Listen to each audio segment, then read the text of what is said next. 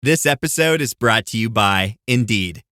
When your computer breaks, you don't wait for it to magically start working again. You fix the problem. So why wait to hire the people your company desperately needs? Use Indeed's sponsored jobs to hire top talent fast.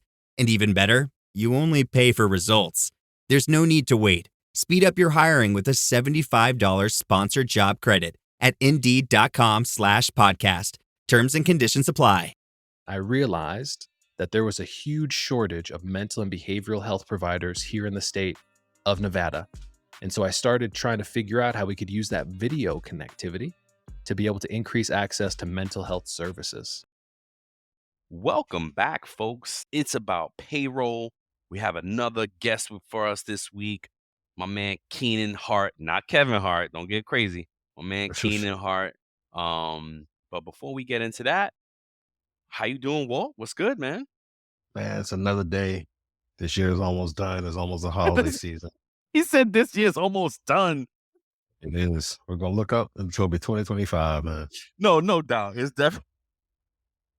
Oh, God. Last episode, he's like, yo, it's going by so fast. Clearly, the year is definitely, you feeling that. You feeling it. Absolutely. Yeah, bro. How about you, man? I'm good, man. I'm good. Yeah, man. I'm good. That was funny. You definitely had me laughing with that. So let's get into the pay news, man. So the first thing I wanted to shout out was the fact that there's talks of the interest rate going down, even though it will be like a 0.25% or something like that. It's still going down with help. Maybe gives all of us some relief in some aspects. So that's a good thing. I found an article by thezebra.com. It was talking about mental health statistics, right? And as of July 2024, really recent and stuff like that. So just some very interesting stuff on there that That's I think one that, call out. So look, it says almost half of Americans experience an episode of mental illness in their lives. So that means 50% of us are going to experience that. An estimated 26% of Americans ages 18 or older suffer from diagnosable mental disorder. So that's 1 in 4, right? 1 in 4 Americans, right? And so it says women experience depression at a rate roughly twice the rate of men. So for whatever reason, women are feeling more pressure, feeling more depression and stuff like that. It talks about a whole bunch of different things in here. Yeah. So it says mental illnesses can start showing symptoms. People can start showing symptoms by the age of 14. So it's happened even earlier in our kids' lives and our families' lives and stuff like that. So, these things happen, man. It's a serious thing. Yep. That's a good one. I like it. Yeah. Yeah, it's no joke, man. Mine is, I found an article from Forbes it was like 5 ways to boost employee happiness, right? And you guys could check it out and look it up or whatnot. But the call out, what I wanted to, it's almost laughable because they said number 5 was happiness officer. Oh, wow. And I was just like, I mean, yeah, like I immediately think of my HR leadership and man, she's always having us laughing and like was able to, she said it. She's like, nah, you can always expect comedy with me and whatnot. Like she always a comic. So I thought about her immediately. And I mean, I don't know, but then I immediately thought about my CEO, right? And being like, yeah, let's hire a chief happiness. He'd be like, what? No, there's no ROI. I'm not making money on that. Tell them to go to Disney. Yeah, exactly. Like, and the reason why is that they did a survey and employee happiness was down 5% year over year. And I mean, we all know why, right? Rates of inflation is going up constantly. Things cost more, and we make less, and we get incremental raises. Like, it is what it is. But like my call out to folks is, look, if you want more, you got to do more, and doesn't necessarily mean working. It could mean just making smarter investments and doing things with your money. You don't have to work more, but you can put your think about 50 Cent. He's always like, you got to put your dollars to work, right? When you're sleeping, you got to be making money. And look, I think there's this fascination too. This is just my opinion.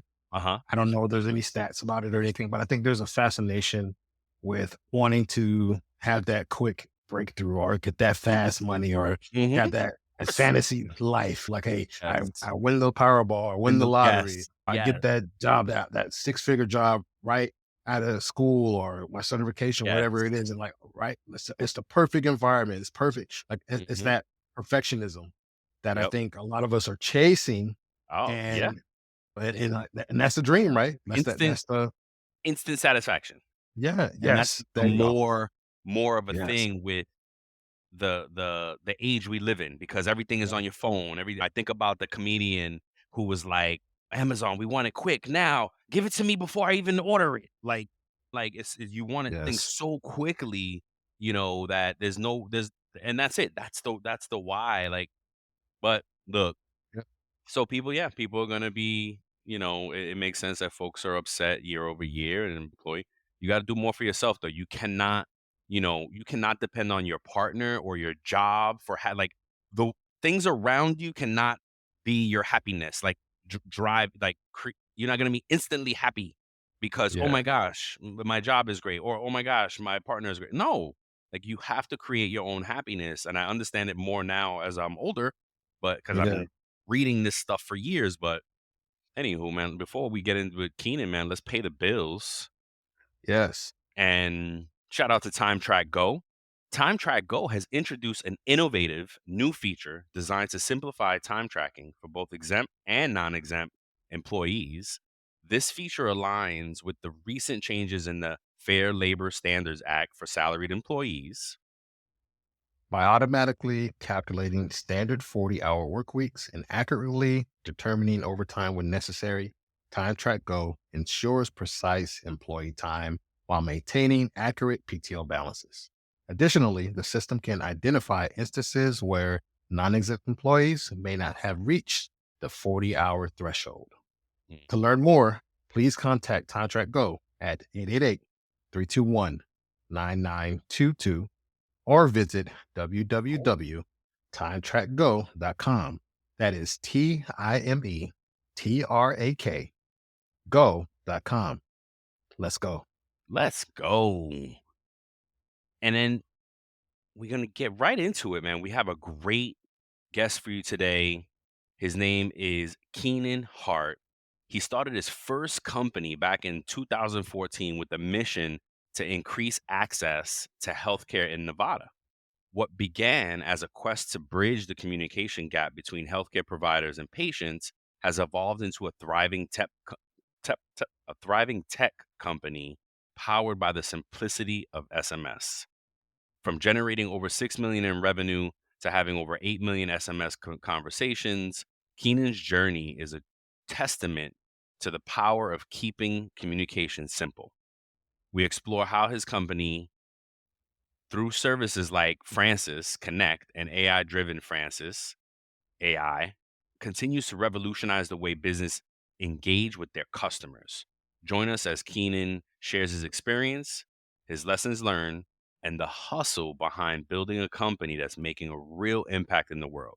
Let's get started and welcome my man Keenan Hart. I really appreciate you having me here, man. This is Yeah, gonna be a what? blast. Heck yeah, Yeah. man. Glad to have you on. You haven't met my partner in crime, Walter Keenan. Keenan had me on his show, and I was proud, happy, and honored to be a guest and whatnot. So yeah, man, we were looking forward to having you on, bro. Walter, I feel like I've met you before, man. I've heard so many great things about you. I've I heard hope the so. origin story of what you guys have been doing, man. It's so good to be in the same virtual room as you, man. Likewise, man. Like Brian said, he had a great time on your show. He raved about it. He was excited to get you on the show. So I'm excited. Pleasure meeting you, Keenan, and I'm excited to hear your story. Well, I'm an open book, man. I'm really excited to be able to dive in with whatever you guys want to chat about today. So let's get after it. Yeah, All let's right. get into it, man. So I want to start off by kind of exploring just a little bit of, 'cause I know we have a framework, and I'm definitely want to follow that, but tell us a little bit about you and what Francis is, and then we can dig in.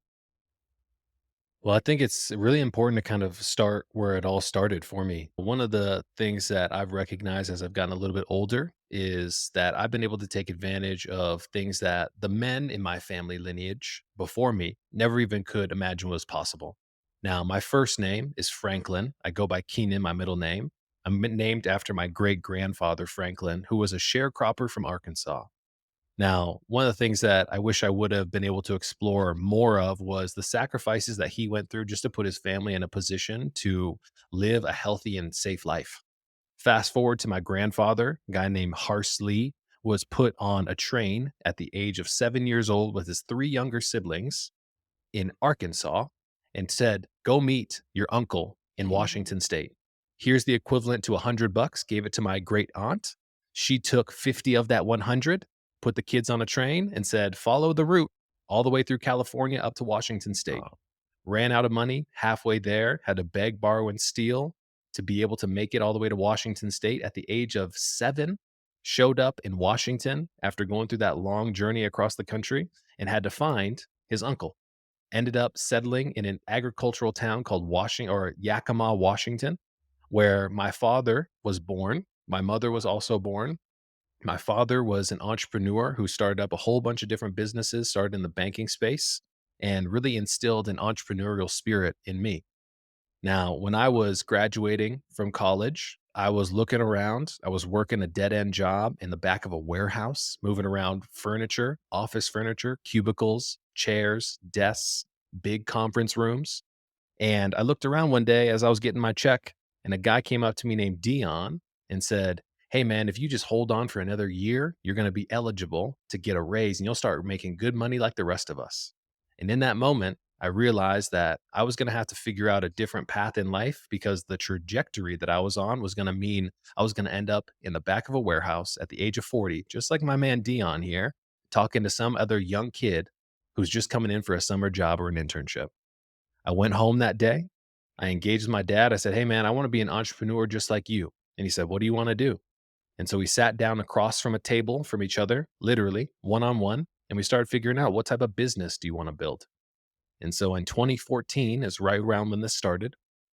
I had discovered just by chance a bill that was passed in the state of Nevada that said you could have a virtual interaction with your doctor and that doctor could be paid as if that happened in person. And so me and my pop started figuring out, how do we make this bill into something real? Went out and we found some interesting technology that basically was called a smart presence device that a doctor could walk around or control a movable computer through an environment like a hospital. And I went out for years trying to figure out how I was going to sell this technology to have a doctor show up on a screen, have them talk to a patient, and have it reimbursed as if it happened in person. For years, everybody told me no. In 2017, I was having a by chance conversation with a therapist that my family was a friend of, and somebody walked through the front door at his office. And she said, "I'm so sorry, but it took me 5 hours to get here today instead of my normal 3.5." And naturally, I looked at her and said, "What took so long?" She said, "Well, I had to drive here like I do every other Tuesday for my appointment, but there was a truck rolled over on the freeway. And this is the only way that I can get access to my medication because Dr. AJ, the therapist, is the only professional who I have access to." Wow. And in that moment, I realized that there was a huge shortage of mental and behavioral health providers here in the state of Nevada. And so I started trying to figure out how we could use that video connectivity to be able to increase access to mental health services. And so that was how I started my first company back in the day, which was trying to increase access to mental health services via video chat and other things like text messages. And fast forward to the pandemic, our business was doing a lot better. And I still went out to my partners and asked the question, "What are you really struggling with?" And they said, although people have access to virtual assessments and virtual connectivity to their therapist, their counselor, we still have a lot of our staff members who are struggling in everyday scenarios. And so I started thinking, what can I create that would give a boost of encouragement, support, or just a reminder of what a great job somebody's doing in the real world if they don't want to talk to a therapist or a counselor? So I started doing some research and I went out and I found this amazing program called Caring Contacts out of the University of Washington. In 2018, the University of Washington started using text messages as a way to send a reminder of encouragement or positivity or just something that was a reminder of a great job that you were doing, but they were using it for suicide prevention. And let me back up a little bit. Hey, business owners, we know you know the importance of maximizing every dollar. With the Delta SkyMiles Reserve Business American Express card, you can make your expenses work just as hard as you. From afternoon coffee runs to stocking office supplies and even team dinners, you can earn miles on all your business expenses. Plus, you can earn 125,000 bonus miles for a limited time through October 29th. The Delta SkyMiles Reserve Business Card. If you travel, you know. Minimum spending requirements and terms apply. Offer ends October 29th, 2025. World War II, there was a guy named Jerome Motto who was a soldier deployed overseas like thousands of other Americans. And something unique about Jerome is he had an anonymous pen pal who wrote him letters of encouragement. Hey, Jerome, we just want you to let you know somebody's thinking about you. Goes to a new station, new letters are being handed out. Hey, Jerome, we hope you come back home safe. This went on. He came back from war and was so inspired by those little handwritten letters of encouragement that he got from somebody he didn't even know that he went into the field of psychiatry. What he did is he helped his nurses when patients were discharged from his inpatient hospital dealing with feelings of suicide ideation. He would have them write letters of encouragement and support and positivity to them. Years later, they went back and found that not a single person died by suicide who received those little handwritten letters from those nurses.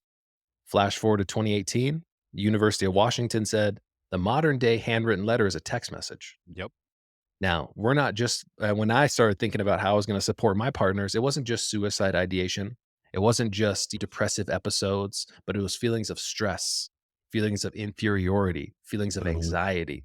And the thing that I recognize is that nobody that I am around on a daily basis often has somebody who's just going to tap them on the shoulder and say, hey, man, you're doing a great job. Keep going.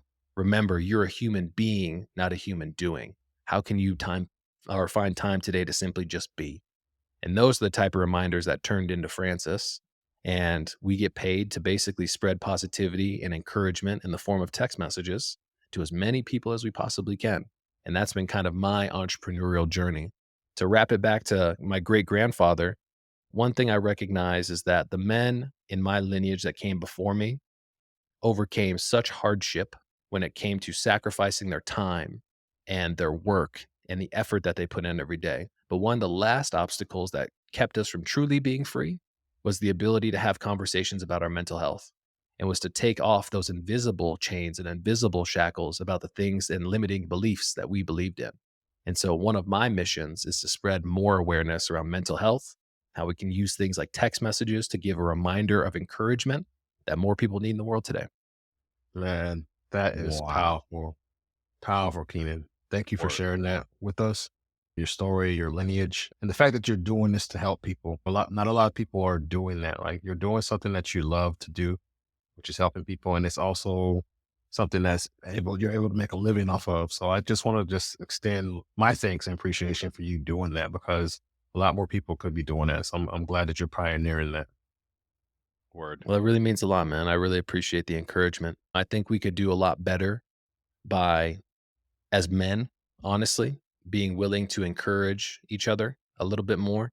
It's not exactly part of the male persona, right? I grew up an athlete, played football, basketball, baseball. I was around some of the most influential men in my life, and they never really talked about the feelings of inadequacy that we all feel, the pressure, the stress. And we all think that we are stronger alone rather than stronger together. So that's why I love being able to have podcasts and hop on a conversation like this with you guys, because when we share our own story, it's very easy for other people to find themselves inside of it.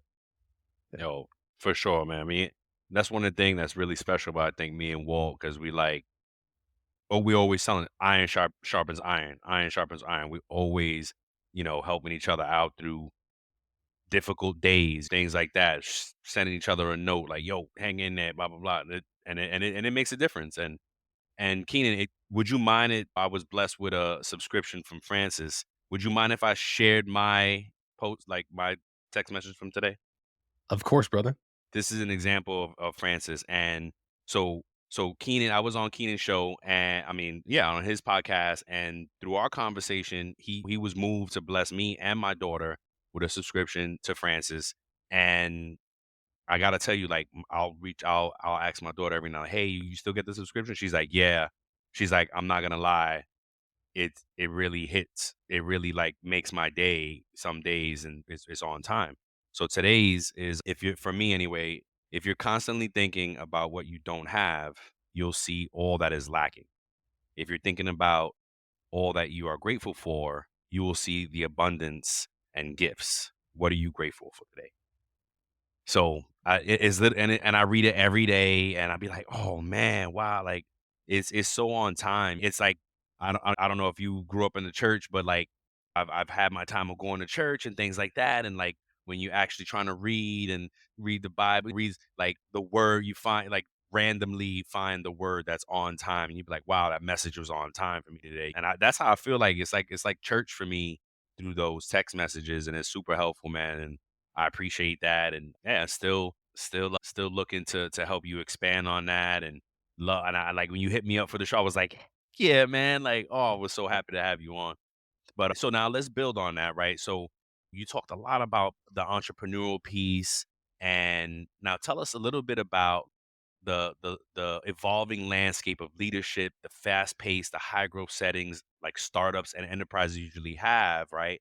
What's your experience building the teams, leading the teams? How have you done that? What's that experience been like for you building a tech company, really, right? I mean, the experience it's been an ever evolving process because the one thing that I have found out is that entrepreneurship often acts as a mirror, right? When we find we can look ourselves honestly in the face, we see some of the things that we're inadequate at. And one of the biggest skill sets that you have to be able to build today is leadership. Yep. Now, one of the core values that I was grown up on or I was brought up on was my mom would always say, be a leader, not a follower. And so, one of the things that I think we have a unique opportunity to do is start instilling better values in our lives that act as a North Star that can lead us towards the things that we're trying to accomplish. And when I think about building a team, we have values like ultimate accountability. Now, ultimate accountability plays into the role of saying you're not just accountable for the group here, but furthermore, you're accountable for yourself. And when you're ultimately accountable for yourself, everybody else around you seems to be taken care of. I know, Walter, do you have kids? Oh yeah. Okay. So I know that our man here has kids. And I know that when he is accountable for himself, that he is accountable for everybody else around him. And it's easy to recognize when we're not living up to be 100% of our best self because everybody else around you kind of feels it, right? And one of the things that I constantly focus on is how can we be ultimately accountable towards what we know is right?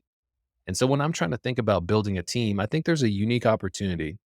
In 2022, the Surgeon General came onto a national television broadcast and said the biggest threat to the American society today is not another viral outbreak and a pandemic, but rather an epidemic of isolation and loneliness. And over the years, we've seen a lot of people who have started to tell this story, if you will, about how work is bad. But I have a theory because I grew up in Detroit. And when I grew up in Detroit, I grew up in a community of people who looked forward to working for an organization like Ford or General Motors. The culture of our community was if you can graduate from high school and if you're lucky enough to get a job, you can go work for one of those factories, one of those organizations. You'll make $144 an hour. You'll have amazing benefits and a pension that you'll be able to take care of your family for the rest of the time. Now, me being born in 1990, my first experience really that I can remember was 9/11 and then the Great Depression in 2008 when everybody left our communities. So there's a lot of psychologically unsafe experiences that we've had that are tied to work. And so when I look around today, I continue to see the things in the media like Amazon, 12,000 jobs cut, Google, 10,000. And we're constantly exposed to all of these elements of psychologically unsafe experiences.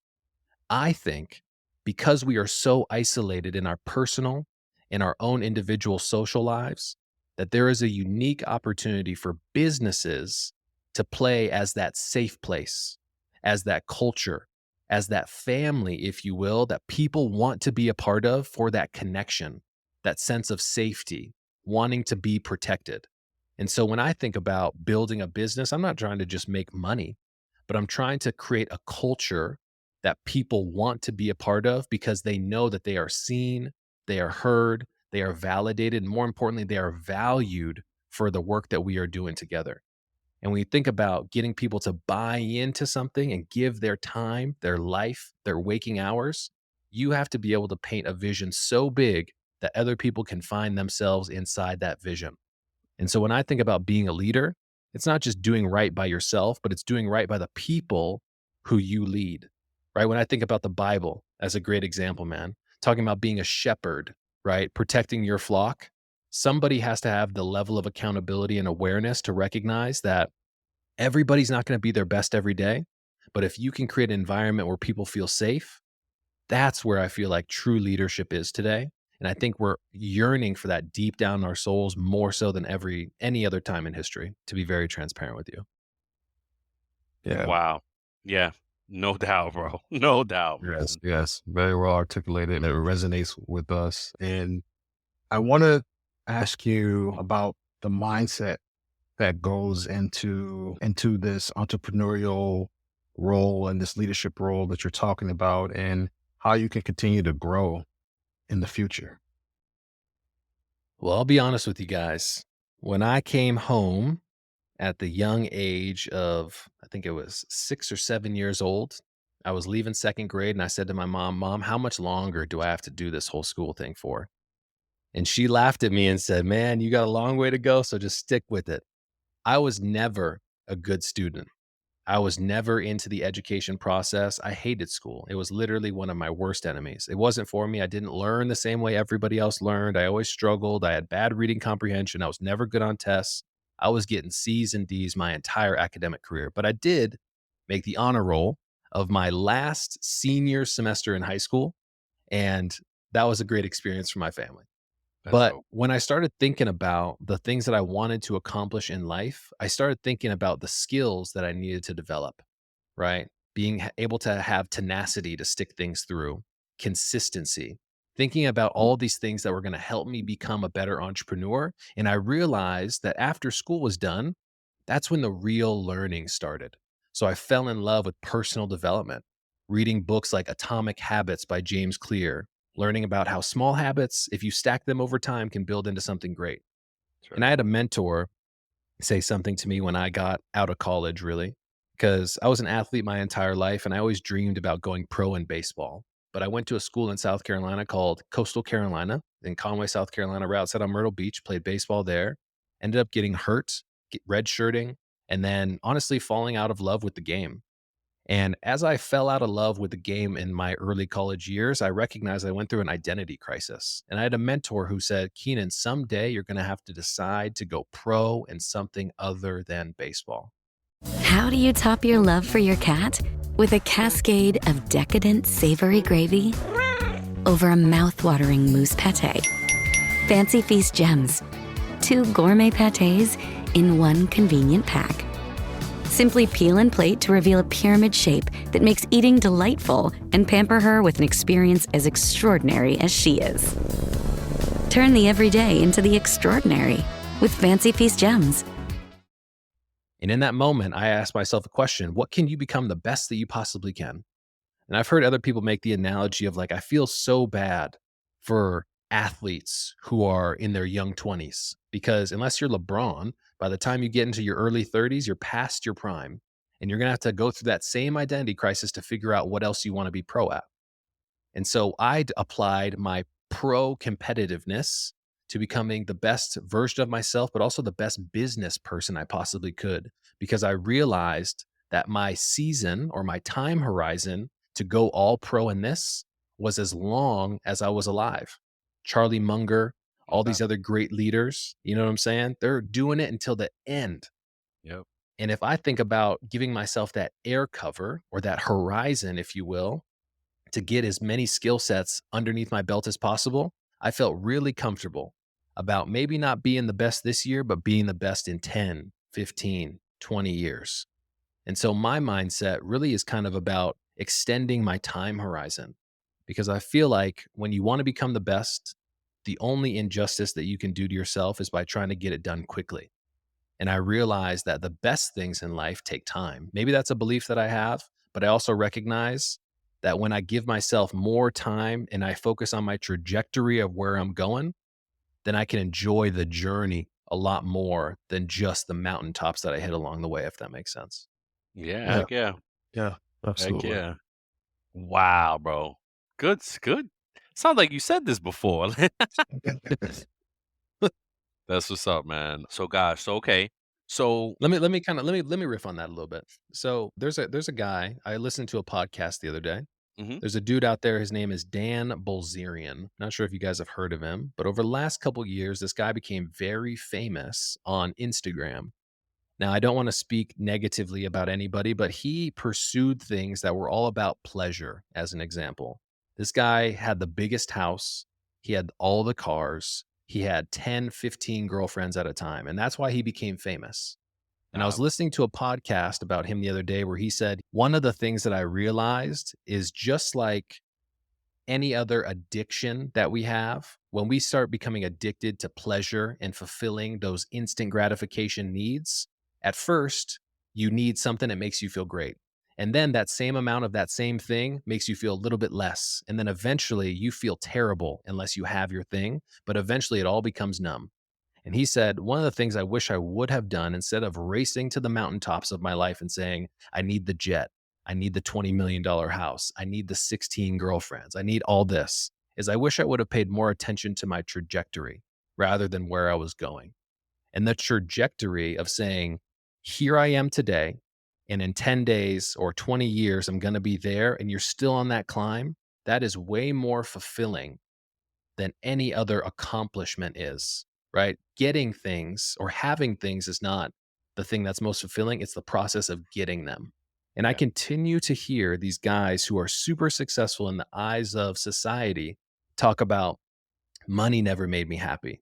The accomplishments never made me happy. The cars never made me happy, but it was the pursuit of them. It's the journey. And so I'm trying to refortify my mindset to really lean into that process of appreciating this experience of sitting down with you guys on this Monday, right? Because these are the memories that will matter, not the accomplishments or the views or at the end of the day. It's the time that we spend together.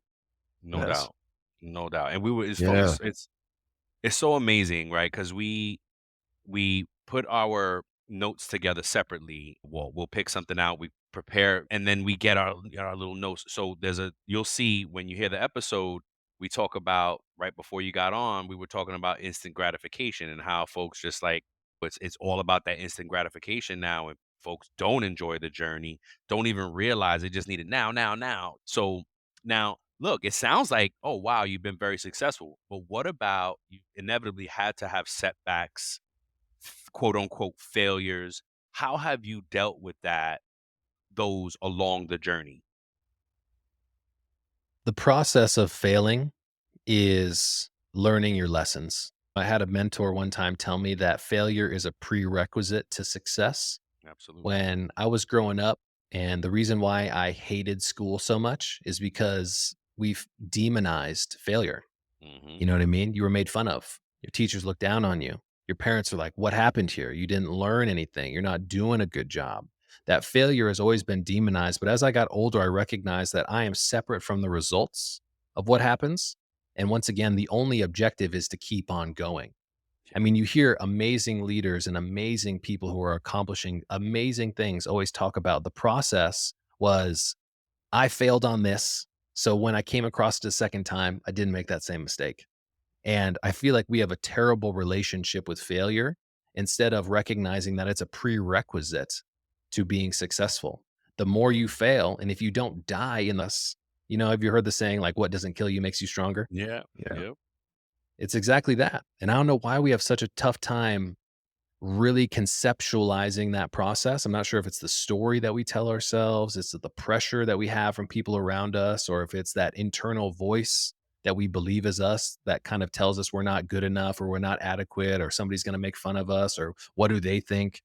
Those things aren't really even true. It's the people who are willing to fail forward and have that good relationship with failure that makes the biggest difference. Now, have I lost clients? Of course I have. Have I thought the world was ending? Of course I have. But my father always had a saying when I was growing up. He said, this too shall pass. Oh wow. Yeah. My wife And says that. That's so funny. it's real though. You know what I mean? It's like, yes, there's terrible experiences. Everything doesn't go great, but it's only in this moment where it doesn't feel good. And if you wake up tomorrow and heaven forbid you still have the ability to show up and keep doing what you're doing and the world's not ending, then you're going to be okay. But there's a lot of people who have had their world end that next day. And guess what? They're still standing. They still make comebacks. They still do the stuff that's necessary to succeed. And I just try and really represent, or I'm trying to represent, a mindset of, if you fail, that's okay. But what lesson are we learning here? Yeah. Well said. Absolutely. Me and Walt subscribe to Ray Dalio's, some of his teachings on radical honesty. And he wrote a book called Principles. And in the book, he was talking about it. And as he was building Bridgewater, like, he reprimanded people for not sharing the failures, for not sharing those challenges, because that's what you learn from, right? He was fanatical about it because that's what you learn from. So, and I also, same thing. Like, I tell my kids, look, when you fall 7 times, you got to get up 8 times. You got to keep moving. You got to keep pushing. Some of the like the most difficult challenges in my life, I know there's a lesson to be learned. I know there's something coming out. I know it's sharpening my skill set. And as frustrating as it could be in the moment, I just, like, there's something coming out of this that's gonna be worth it. For it's gonna make I'm gonna be better for it. So I definitely maturity, wisdom. Like, well, I've been saying older, but Wall's like wisdom. Oh, I mean, doesn't he definitely. in Principles have a concept called like healthy conflict? Yeah. Doesn't he talk about that in the book? Right. I mean, if you think about healthy conflict in your own life, you're going to come across times that are not going to feel good, but Yeah. they are necessary in friction to be able to come stronger. Right. It's that resistance that is Yes. necessary to be as good as you possibly can. I was actually listening to a podcast the other day with this guy who was the former head of Google X. And he Okay. was talking about an experience that he had dealing with a really terrible situation. His son, at the age of 21, named Ali, died because of a botched appendectomy surgery. Now, this Oh, guy has tens of millions of dollars, and his son died from a common procedure, right? And the one thing that he said was, without the terrible experiences in life, you can't have the great experiences either. And the one question that he talked about in a huge study that was done with like 6,000 people is they were all asked a simple question. They said, what is one horrific experience that you've had in your life? The passing of a loved one, like my son Ali, or something else that's happened. If I gave you the opportunity to go back in time and to eliminate that from your timeline and all of your memories, but you also had everything else that was eliminated that came from that moment, a family member coming and giving you, consoling you, your friends leaning in and you having a deeper relationship, new opportunities that came on the other side of that tragic event, would you erase it? wow. 99.9% of those people said no. Because Wow. these experiences that we have in life, the hardships and the times where we fail, to take it back to where we were talking about, they all create so many opportunities that aren't even perceivable in this moment. Yeah. You know what I mean? I'm a big believer in fate, if you will. I'm Mhm. not sure if you guys have ever had the feeling of deja vu, but I've Yeah. had moments of deja vu where like something really great happens. I'm like, wow. And then I naturally go back to the place in my mind of thinking, was all that time stressing? Was all that time when I was doubting myself even worth it in the moment? Because I'm here right now and I'm having this really weird feeling of euphoria Mhm. about being here before. Yeah. Am I on a path that's already kind of designed for me? It's a really interesting concept to kind of think about in your mind. Yep. Yeah. Yeah. Yep. And same here. We talk about the fate and all that, and like, it's the same, man. There's something about that energy. There's a higher power. I don't like, my kids talk about religion. I'm trying to tell them, look, I can't tell you what the right label is. You know what I mean? That's for you to decide later. I can tell you, I believe that there's a higher power.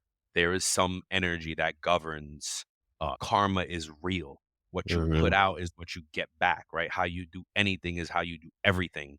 And that is going to come back to you for sure, right? However you want to lay, it's a God, it's Buddha, it's Yeah. Islam, whatever your beliefs are. There's real energy in all that, so we definitely connect with that, man. Now, Yeah. like, shifting gears a little bit. Now we talk about the good, the bad, the ugly. How has your personal experience with mental health challenges, anything while you're running your business? And have you had any mental wellness issues for yourself or that you can relate to personally and that's impacted the business at all? Many and often. One of the things that people don't see about the entrepreneurial journey is everybody loves to share their highlights, their Hmm. wins, their Yeah, victories, exactly. right? But one of the things that I've recognized, and my girlfriend always talks to me about this, she says, Keen, if you're going to be an advocate for mental health, you have to practice it yourself.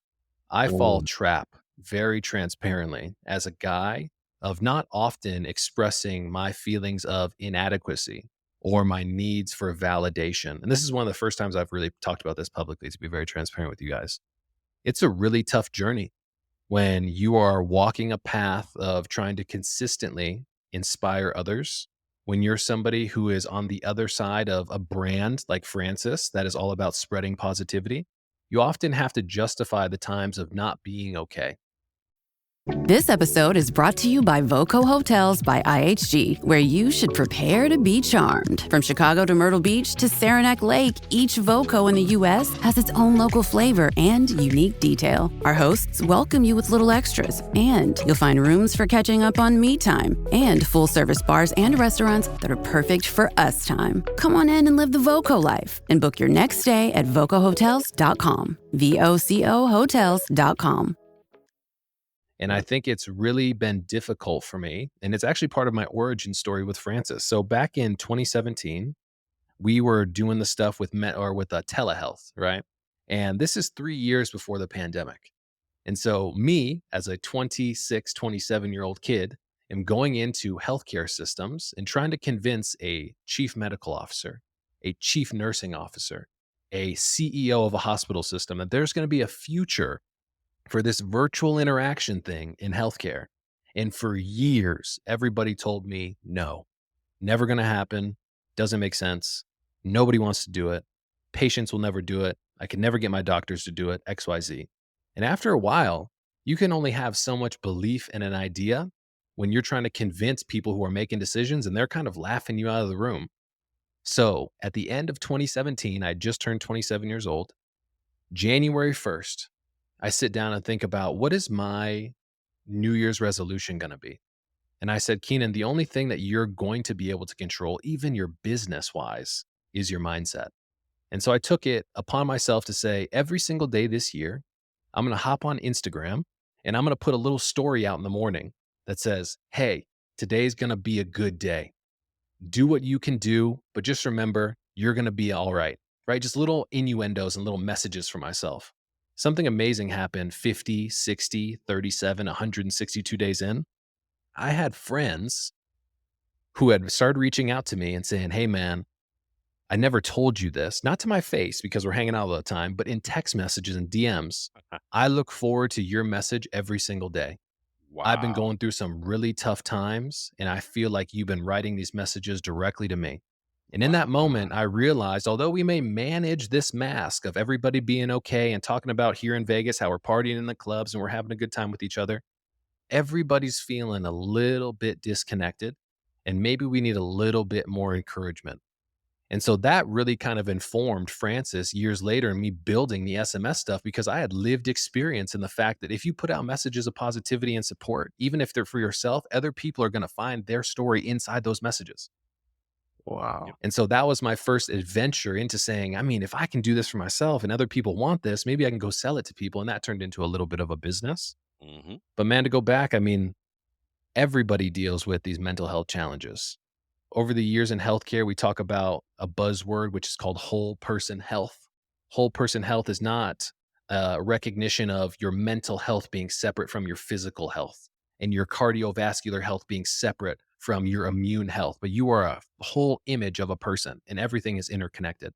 Yep. And so when I think about us thinking about mental health, everybody has mental health. Doesn't matter if you're doing great, if you're doing bad, if you come from nothing or if you come from everything, everybody has something in between your ears and you have to be able to manage it, take care of it, need to it, tend to it.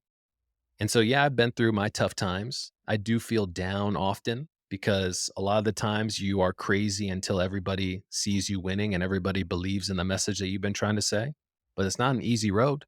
And I love having conversations like this because from the outside, everybody thinks everything's going great. And I know that there are moments that we've all individually battled with. But if we can have conversations like this, then it kind of is like, oh, if he's been through it, then I guess I've been through it too. And I guess it's okay for me to talk about it as well. Yeah.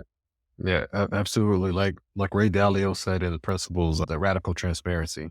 And I think if more people leaned into that, then we would have more healing and more openness about it. But so thank you for sharing that with us, first of all, and being comfortable enough to share your story. What strategies would you give or kind Man, of recommend for us to use with our own mental wellness, and especially with the demands of leadership and our constant connectivity? You got to lean into the people around you, man.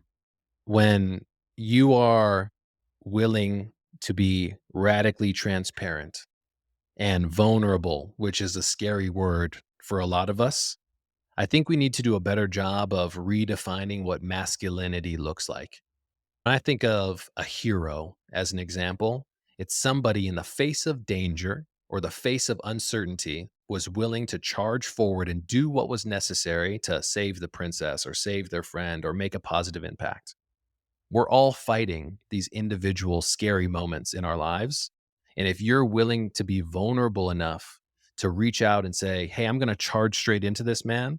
But Walt, man, I need you to be like my guy. You know what I'm saying? Like, I need you guys to be with me because I don't know if I'm going to be able to do this, but if I can lean on you, I know I can get through this. It's leaning on the people who are around you. It's leaning on the people who are willing to raise your hand and lift you up when you don't have the ability to keep going forward, which is really powerful. And to hit this home, I want to talk about a story that I heard the other day. So there's this guy who wrote this book called Be One. It's how to be a good man in like terrible masculine times. And he tells a story about how him and a couple of his buddies hiked to the top of Count Kilimanjaro or some other huge mountain. And it's him, a whole bunch of other military dudes, and one guy who's a veteran and he doesn't have legs, right? So he's got prosthetics. And they're all climbing this mountain and they're all asking each other the question, who's going to be the guy who's not going to make it to the top? And they're all trying to like shame each other because like these are all like military men. These are all Marines, special ops, forces, everybody.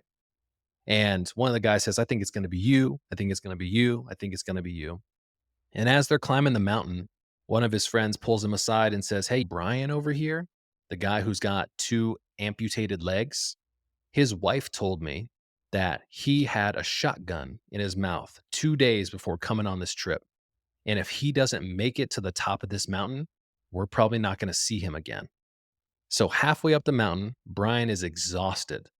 And his team, the people who he are with, have to lean into the fact that they know that he is quietly struggling and that if he doesn't make it to the top of this mountain, that they might probably never see him again. And so what do? They spread the message amongst friends and they start encouraging him to get to the top of the mountain. They're 200 feet away from the summit, and Brian says he can't do it. He's turning back. And so what do? They drag this guy to the top of the mountain because they realize that their brother was fighting a secret fight that none of them had any privy to except for one guy who had a text message from this guy's wife. And he said it was the most impactful moment because I realized that in a moment of weakness, you have people around you who might know more than you think, and they're willing to get you across the finish line. Now, this guy, Brian, is still around to this day because they helped him get to the top of this mountain. But I think about the mountain doesn't always have to be Mount Kilimanjaro. It can be any type of mountain, the new job, adjusting to a new city, trying to overcome challenges. And the best thing that we can do as men is not try and keep everybody away from the battles that we're trying to fight or the mountains that we're trying to climb, but let people in because you never know when somebody's going to be willing to drag you to the top of that mountain so you can accomplish things that maybe you didn't even think you could yourself. Yeah, man, you got me ready to run through a wall, man. Yeah. Go ahead. Yeah, no, for sure, man. I love it. And man, there's so much, bro. Like, we got to come back for part 2 because I want to talk a little bit about how you, to wrap it up, right? Like, me and Will always talk about You're thinking like an employee, not a boss, right? How This episode is brought to you by Amazon Business. We could all use more time. Amazon Business offers smart business buying solutions so you can spend more time growing your business and less time doing the admin. I can see why they call it smart. Learn more at amazonbusiness.com. how do you take all this? How'd you take all this and apply it to your journey as an entrepreneur? Why do you think you're a successful entrepreneur? How do you deal with that day to day? How do you feel like you impact your team? What are what's your values as a company? What are you trying to instill? What's your corporate culture? You know what I It's mean? a constant process of evolution. You know what I mean? It's easy to sit here and talk about stories, right? But the implementation is where the rubber meets the road. And the one thing that I try and do is hold myself accountable. I had a really interesting guy on my podcast the other day. His name was Jason Yarusi. Now, Jason has a philosophy called Live 100. And I thought it'd be really interesting to dive into what that means. And he said, so many of us are going through life living at 84, 78, 91. But you never realize that delta between how much you're living at 86 in your relationship, or 74 in your physical health, or maybe 91 in your business. You never recognize the delta between that number and 100. Because at the end of your life, you're going to ask yourself one question: why didn't I try harder? You're not going to think about the things that you did often, but it's often the things that you didn't do. Yep. And so one of the things that I've been really trying to do ever since I had that talk with Jason is I've been trying to live 100. And I know that every day is not going to be a 100 day, but when I look back at everything for how I support my team, how I try and encourage others, how I talk to myself, I know that there's a delta between that number that I'm living at and 100. So one of the things that I've been trying to do with my team is I've been trying to trust more. As a boss, it's very easy to get caught up in the weeds. And that's where that employee mindset, no offense to anybody, is really about. It's the weeds. It's the things that don't matter. It's the things that we choose to consume ourselves with, right? A boss mindset comes from a place of trust. And so what I've been doing with my team is I've been putting a lot more trust into the people to do what they're supposed to do. And how do I do that? I publicly encourage them. I say, you know what? This is your thing. We're going to do whatever you want to do in this situation because you have the best knowledge. When you empower and invest time and resources into people, you can multiply yourself, because you can get, as an entrepreneur, caught up in the game of trying to do everything every single day. But when you're truly powerful, you can get other people to believe in a vision that you can talk about. And I believe I said that a little bit earlier. To be a great leader, you have to cast a vision so big that other people can find themselves inside that vision. And that's one thing I've tried to do, is create a bigger vision for where we are going as a team, how everybody's going to contribute to that. And when you feel that sense of I'm the owner of my thing, you're more willing to do what's necessary to help everybody else be successful. But somebody has to set that tone. And that's the biggest thing that I've been really trying to focus on as I get a little bit older. Good for you, man. Good Amazing. for you. That's big. Do you, we say on this show all the time, trust but verify. Do you feel like I heard accountability in there, but that's part of it, right? It's an inherent part of, like, yeah, you can boost somebody and encourage, but they have to be held accountable as well. 100%. And this is kind of one of the things I talk about on my podcast all the time. There's a book, Gary Vaynerchuk, Gary V on social media in Gary V. 2022. Heck yeah. He came out with a book called Oh, 12 and a half, which is leveraging the emotional ingredients necessary for business success. Okay. Now, one of the things that he talks about in here is kind candor. So Yep. kind candor is this healthy conflict, but doing it in a nice way. So I will paint the vision. I will put trust in you to get the job done. But one of the things that we talk about is ultimate accountability. So we can have an honest and open conversation about, this was your responsibility. Were you living up to the value of being ultimately accountable for that result?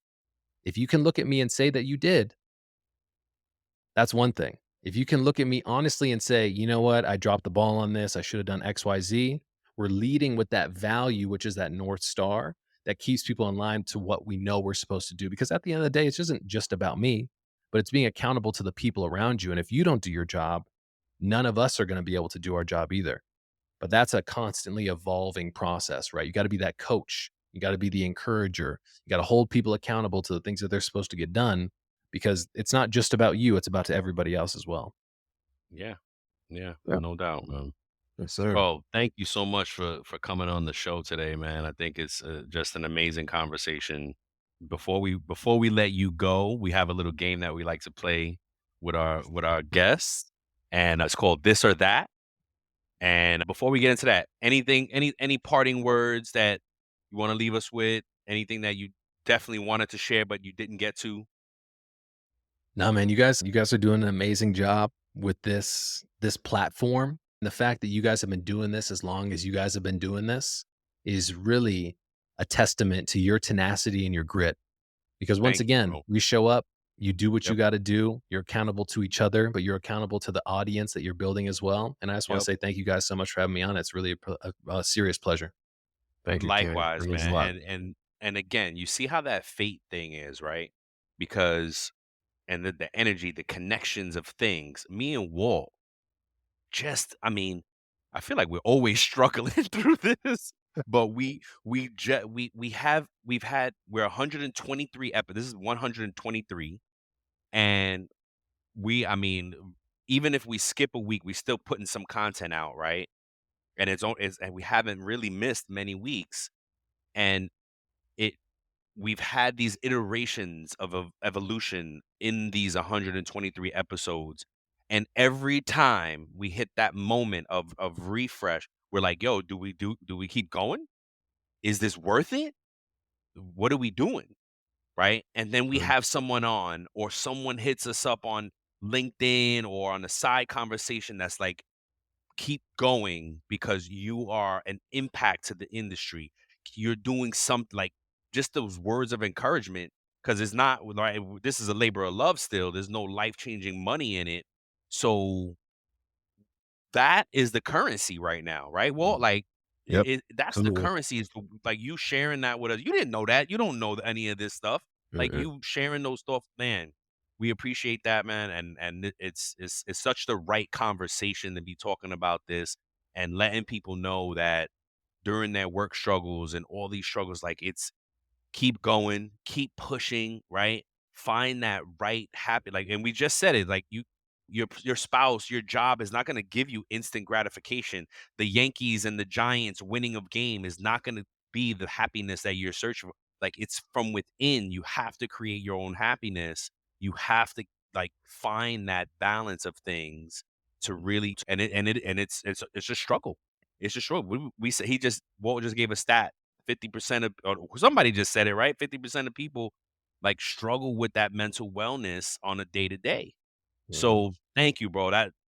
Thank you, man. Thank you, Keenan. Hey, man, I just want to give you guys a message of encouragement. One more is one day things will pop, or you'll have that moment of, oh my gosh, we finally made it. And when you can look back at the original 100 plus episodes, that's when everybody's going to tune in, because Amazon only got traction once I knew about Jeff Bezos from the biggest billionaire Right. of billionaires. But Yep. if he had a vlog back in the day of him building in the warehouse with his team, picking what books were going to be available, and then they said we could also sell mugs and all this type of stuff, that's when I would love to go back and look at the Word. story from the beginning. So the Word. documentation of the journey that you guys have together is so important. Yep. That's Early on, I shared a picture of Jeff Bezos in his office with Yep. like a paper Amazon sign over his Yep. desk. So yeah, man, it's man. All right. Before we close it out, we love to play this game with folks and just lighten it up, gives people a different view of things. And well, you want to start it off? Yep. So we have 6 questions for you. It can be one or the other, or both, or neither. Neither. Yep. So here we go. Football or basketball? That's basketball for me, man. What you guys Okay. can't see is I got a picture of Tayshaun Prince blocking Reggie Miller in the Oh, nice. 2004 Princess. Eastern Conference Finals over there, and I Oh, got dope. Kobe right here as well. Can't really see it in my light, but basketball for me, man. Yeah. No Okay. doubt. Nice. LA or Vegas? Vegas, man. Vegas. Hometown right now. Gotta love Vegas. Growing and becoming something special every year. Nice. No doubt. And my last one is Excel or Google Sheets. Google Sheets for me, brother. Wow. Oh, Oh, okay. Hey, I love being able to share. You know what I'm saying? We do a no lot of doubt. stuff as a team on Google Sheets, so I love that. Nice. No Okay. doubt. I think you already answered this for us, but LeBron or Kobe? It's got to be Kobe for me, man. The OG, No doubt. man. Seriously, Mamba. He inspires me to this day. Real talk. I was onboarding a young guy the other day who works at a basketball facility, and he's like, "Oh, what's today's date?" And I was like, "Oh, 8/24." He's like, "Oh, Kobe Day," and I was just like, "What? Oh my gosh!" Yep.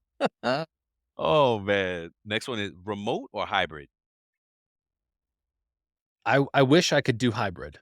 I've done Okay. remote my entire life. My entire entrepreneurial career has been hybrid, Really? but has been remote. But I wish that I had the ability to bring people to an office because I don't really believe that you can get away from that time of spent with each other. You know what I'm saying? Those Yeah. micro conversations are incredibly valuable for me. Yeah. Nice. Yeah. I've struggled with this question, and that's why I think it stays on this list because I've been struggling with it for a while, and I'm beginning to appreciate hybrid more. I was remote for 4 years straight, but I'm beginning to appreciate that connection, that community, that Mhm. fellowship again, and I do prefer the hybrid now. Last one, meat or veggies? I'm a meat guy because my girl is all about the veggies, you know what I mean? Ah, yeah. Nothing better than a good steak for me, you know what I'm saying, or some chicken. Trying to lean out as well, so that definitely helps me Yep. build that muscle as too. Nice. Yeah, yeah, no doubt. Same here, man. Just trying to stay healthy is I think that's the time that we're in right now and this age. Like I've been talking about this recurring you may not quite be there yet. You're still a little young there, but we're in this midlife. I don't want to call it midlife crisis. I don't think it's that. It's a midlife reevaluation of things. Right? Where you just hit that wall and you're like, wait a minute, I may have to change my life and shed some of these young thinkings and these silly ways and really try to be more mature, be more intentional. What does being intentional mean, and what, all these things, and it's just a midlife reevaluation because it doesn't have to be a midlife crisis. We love drama. Me and Walt talk about that all the time. The drama, people just love the drama of Yeah. things. Like if you invite that drama, that negative energy in life, you cannot. You got to shed that out. Can't that it's not productive. It's not conducive to your health and or progress. Yep. So yeah, man, you might have a little couple more years there. So to circle it back to payroll for us and employees and HR and all that, we ended with a safe talk kind of conversation of things, and Walt posed the question to us: should more payroll and HR pros strive to be more entrepreneurial? And what are your thoughts on that, Keenan? I think so, man. One of my favorite sayings is, "What got us here won't get us there." Yes, And man. Oh, one holy of one of cow. the things that you said to me was payroll is life. You know what Yep, I mean? And when we're talking about such a fundamental service, but also something that keeps all of our lives going, I yep, think there's a room for a lot of entrepreneurial spirit in the payroll yeah, space. And I yeah, think different ideas, different perspectives are the cradle of progress. And I think being able to have a different approach is not a bad thing, even in spaces like payroll and HR, because once again, what got us here is not going to get us there. And that yep. healthy sense of curiosity is something I talk about a lot on my podcast as well. You got to build that skill to be curious about doing things differently because that's when the best stuff comes out. And that's how you do right by others. Dope. Walt, what Well do you think? said. No, I couldn't have said it any better. Keenan hit it right on the head, hit the nail on No the doubt. head, and I totally agree with what he just articulated. What about you, Brian?